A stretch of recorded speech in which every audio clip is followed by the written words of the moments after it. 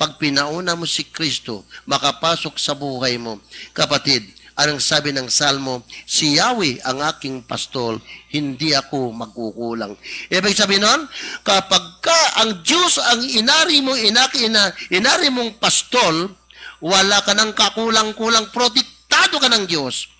Pagkain mo, pangailangan mo, wala ka ng problema sapagkat ang Diyos at the greatest provider, the greatest protector. Bueno, si Sister, siguro mga panghuli na ito, Sister Philomena Ay, Torres. babalik ko.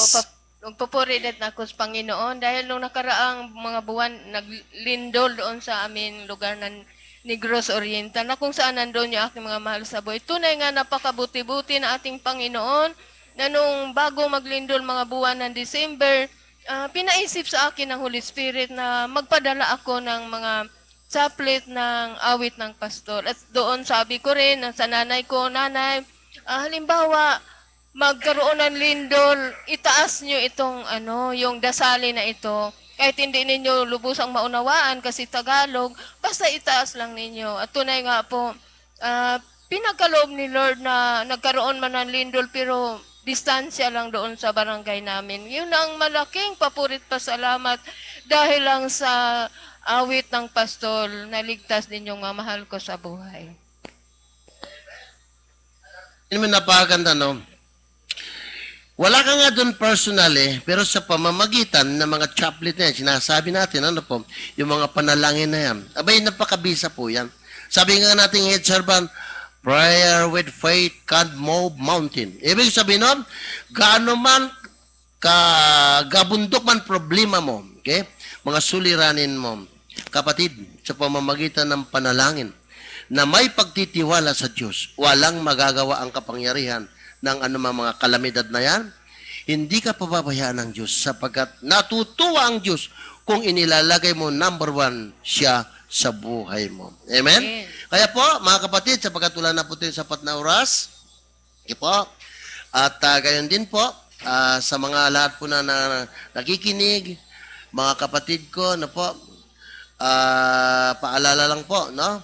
Sa bukas po, meron tayong panunuorin na naman na kalating oras, at gayon din, sa linggo po darating, ang magmimisa po sa atin mismo ang ating head sa spiritual director Bishop Teodoro Bacani Jr. Kaya po sana mga kapatid, inuulit ko po yung mga mag-aalay. Wag natin pagkakaitan ng Diyos, mga ilang peraso lang. Pero yung nakaraang linggo yata, ilang peraso lang. Okay? Aba, hindi naman siguro nagkukulang yung mga prutas dyan sa ilalim ng palengke. Okay? Alam nyo, nakakatuwa po, ito tutukuyin ko na sa inyo, nakakatuwa po pag mga itong Bulacan, Cavite, pag nag-offering yan, alam nyo ba lahat na naman tinatanggap na yung mga biskwit na yan? Kala nyo ba sinasarili na offering? Hindi po. Yan ay pinamimigay din. Halimbawa yung mga may pagmimiting dyan, may pagtitipon. Yan ay pinamimigay din natin yan. At yung mga kapatid natin na mga kapuspalag, binibigyan po ng ating servant yan. Hindi po, baka lang sabihin naku, ito busog na busog yung mga taga-opisina. Kasi dami-dami. Hindi. Mga kapatid, maniwala kayo sa akin. Maniwala kayo sa akin. Yan po ay ipinamamahagi rin. Kaya po, wag po natin pagdamutan ang Diyos. Hanggat kaya natin, minsan-minsan lang naman yan Minsan-minsan lang.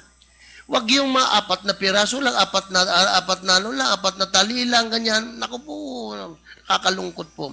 Baka tanungin tayo ng Panginoon, nagkulang ba ako sa inyo? Yan. Ang totoo niyan, hindi naman kakain ng Diyos dyan Okay? Yung pera natin, halimbawa, nasa sobre, pagkain iba't ibang prutas, kala niyo ba kakain ng Diyos? Hindi. Sino kakain niya? Mga anak niya. Pag ikaw nagpakain ka sa mga anak ng Diyos, lalong-lalo ni sa mga kapuspalad, sinasabi po ng banal na kasulatan, doon po sa Mateo 25:40, ano man ang ginawa mo sa pinakahamak kong kapatid, ani Kristo, yan ay ginawa mo sa akin. Kasi wala kang hihintayin na balik sa iyo yan. Kaya ako ang magbibigay sa iyo. Ako ang magbabayad sa iyo. Ano ibabayad niya, pera? Dollar? O ano pa man? Hindi. ang ibibigay sa iyo ng Panginoon, ay babayad sa iyo ng Diyos, ay ang buhay na walang hanggan. So mga kapatid, sana po, kung sino man pong naka-assign doon sa darating na linggo, ang mag-offering, wag po natin mamaliitin masyado. Alam ko ang Diyos hindi nagkukulang po sa atin. Ano po? Ibigay po natin ang the best. Sabi nga ni Brother Ting, do your best and God will do the rest. Yan. So sa inyo po lahat, maraming salamat po. At dito sa aking mga kasama, ngayon po dadako na po dito sa Healing on the Air.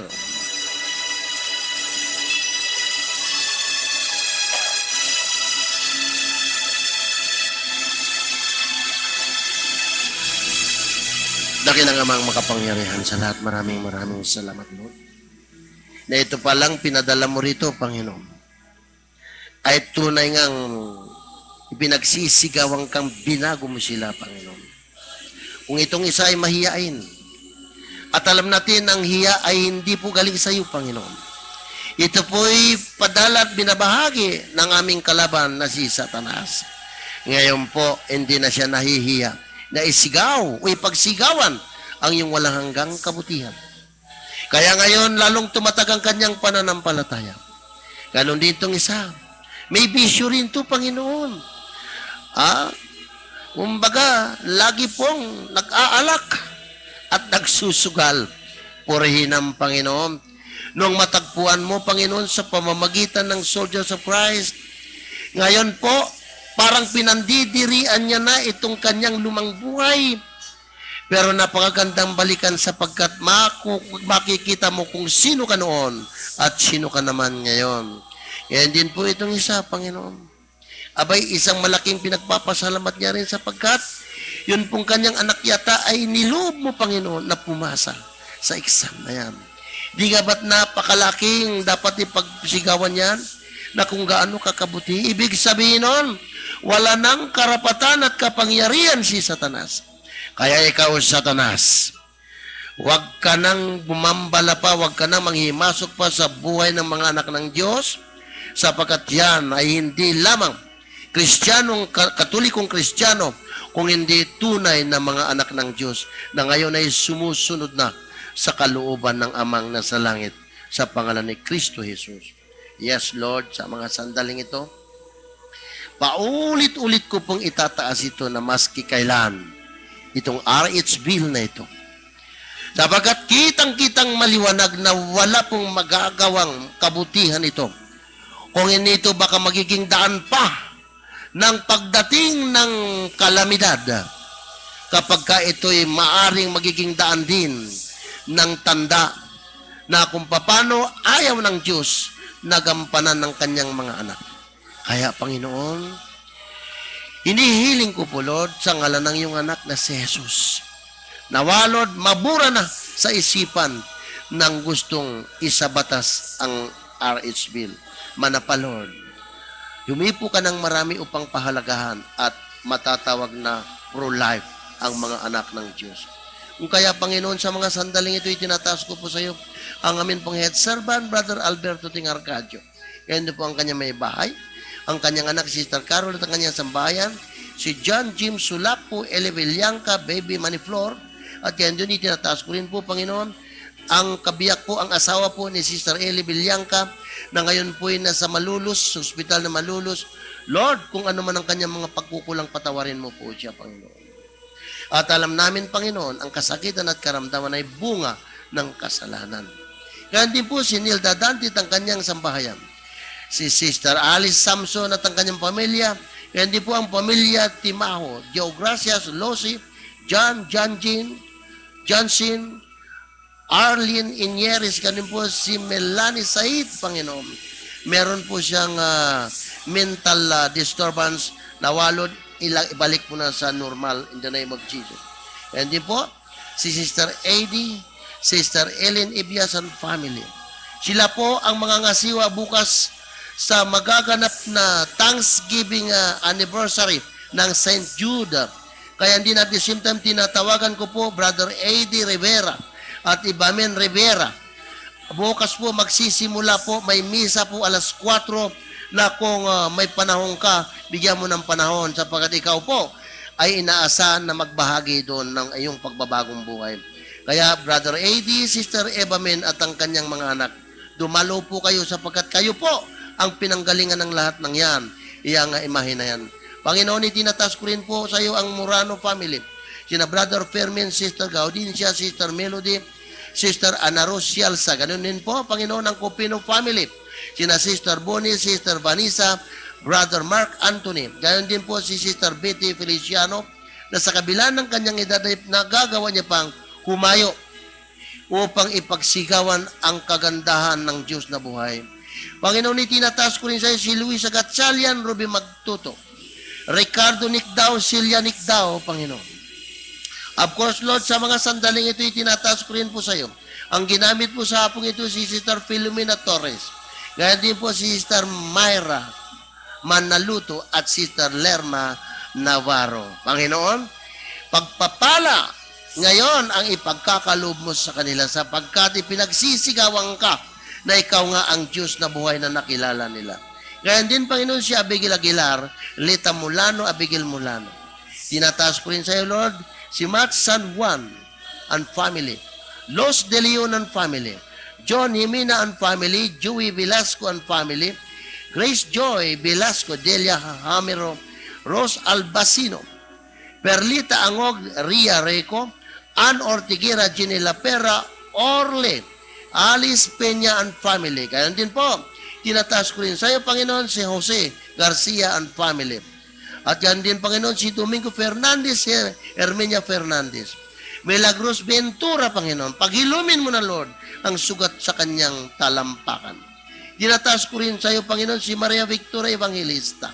Sa kabila ng kanyang, may taglay-taglay pa, Lord, alam niya na pagagalingin mo siya. Lord, hindi niya alintan na patuloy na naglilingkod sa in the name of Jesus of Nazareth. Ganyan din po, Panginoon, si Jojo de Jesus, ang kanyang sambayan. At lahat po ng Bulacan Boys, Bulacan Girls, Panginoon, gamitin mo at kasangkapanin mo po sila. Itinataas ko rin sa iyo, Panginoon, si Sister Alice, Jane, John, Lino, Grace, Brisbane, Arkil, Miguel Malnes. Panginoon, ang pamilyang ito, Panginoon, ay nagpipilit, Panginoon, na makapaglingkod sa iyo sa pangunguna po ng inyong kapatid in the name of Jesus of Nazareth. Itinataas ko rin, Panginoon, si Maricel, Ronald, Rigazzo at ang kanilang anak na si RJ at Rochelle Pauline. Ganon din, Panginoon, patuloy ko itinataas ang Golden Chronica Publishing. At ganon din, Lord, si AD Evamin Alvin, Clarice Laurel Rivera, Pesuelo and family. Ganon din, Panginoon, Rolanda Sibelia at ang kanyang may bahay, Benedicta Sibelia at ang kanilang buong pamilya. Itinataas ko rin sa iyo, Panginoon, si Rodwell Pradihas at ang kanyang kaisa-isang anak at ang kanyang may bahay. Ganyan din, Panginoon, si Ninita Samson. Anit Cantuna, Panginoon. Ingatan mo siya, Panginoon. Yes, Lord, si Aning Taglinawan family ni Luxin and family. Nawa, Lord, tulungan mo, Panginoon, sa pangalawang pagkakataon ang kanyang anak na kukuha ng si Jana Luxin, kukuha ng second time ng examination ng pagka-nurse. Loobin mo, Panginoon, tulungan mo, Panginoon siya.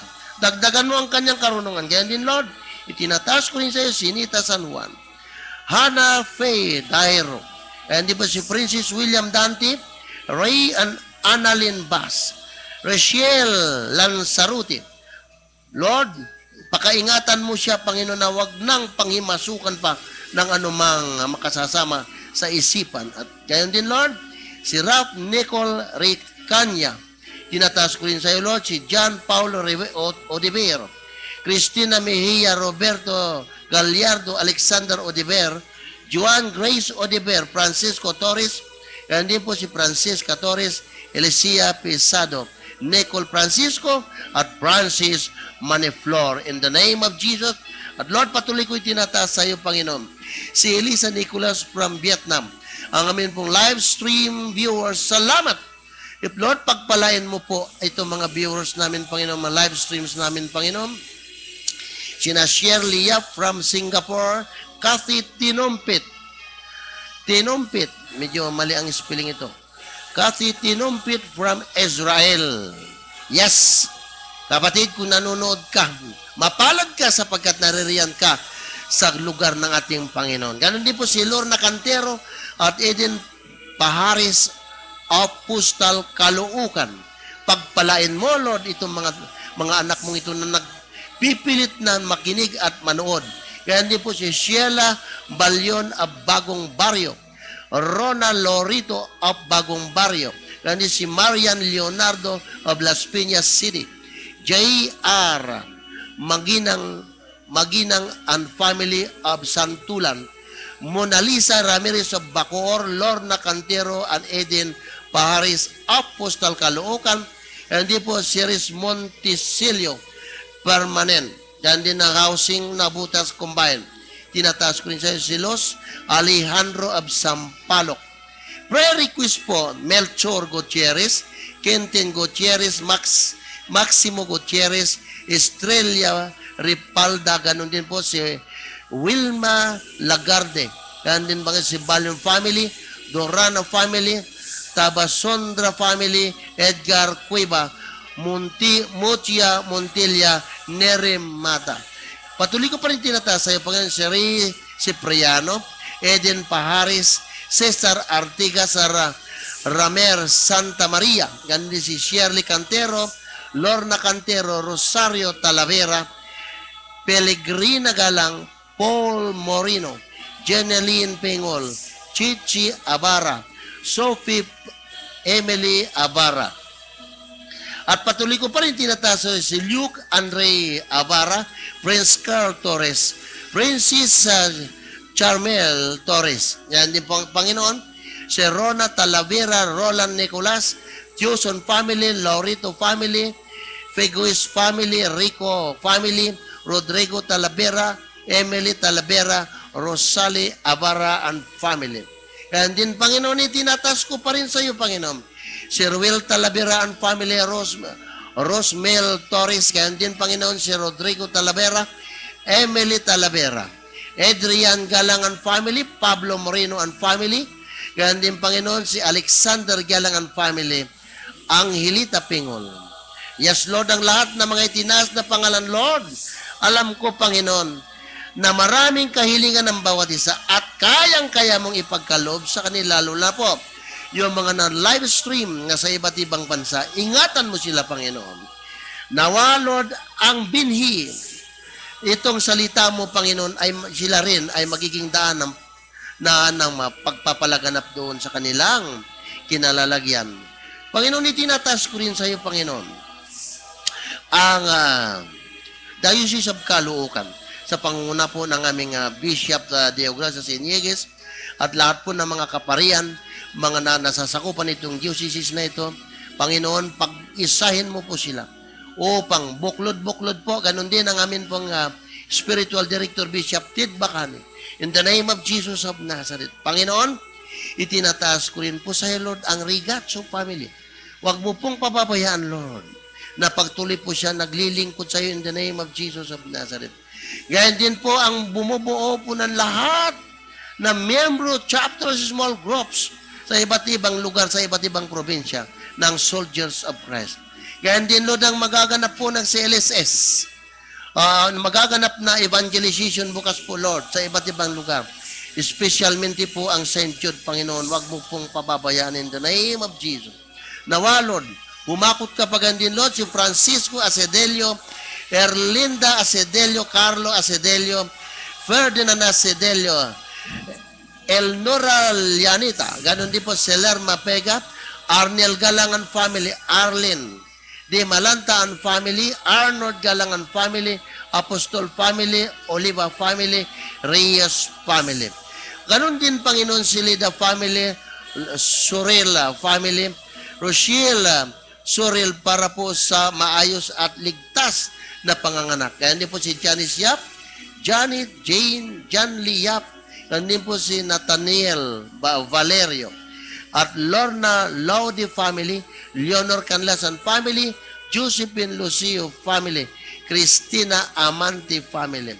And of course, Lord, si John Michael Bulanos, Edwin Gondran and family, Remedios Peralta and family, Sharon Montemayor and family, J.R. Maginang and family, Gatsalian family, Carlos family, Nicky Montesilio, kaya hindi po Sian